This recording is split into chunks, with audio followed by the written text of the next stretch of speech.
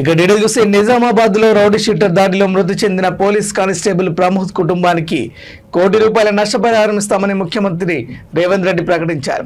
Police welfare నుంచి 8 లక్షలు, police భద్రతా సంక్షేమం నుంచి 16 లక్షల ఎక్స్గ్రేషియా అందిస్తామని ఆయన తెలిపారు. ప్రమోద్ కుటుంబానికి 300 గజాల ఇంటి స్థలం రాష్ట్ర ప్రభుత్వం కేటాయిస్తుందని, కుటుంబ సభ్యుల్లో ఒకరికి ప్రభుత్వ ఉద్యోగం తెలంగాణ రాష్ట్ర ప్రభుత్వం కల్పిస్తుందని ఆయన వెల్లడించారు. 3 రోజుల క్రితం నిజామాబాద్ లో సిసిఎస్ కానిస్టేబుల్ ఎంపల్లి ప్రమోద్ కుమార్ విధి నిర్వహణలో వీర మరణం పొందారు.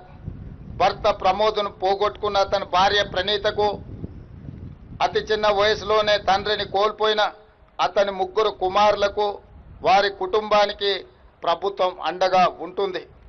వారి కుటుంబానికి ₹1 కోటి ఎక్స్గ్రేషియా, అమరుడైన కానిస్టేబుల్ పదవి విరమణకు వచ్చే లాస్ట్ పే డ్రాన్ శాలరీతో పాటు కుటుంబ సభ్యులలో ఒకరికి ప్రభుత్వ ఉద్యోగం, 300 గజాల ఇంటి స్థలం మంజూరు రాష్ట్ర ప్రభుత్వం చేస్తుంది.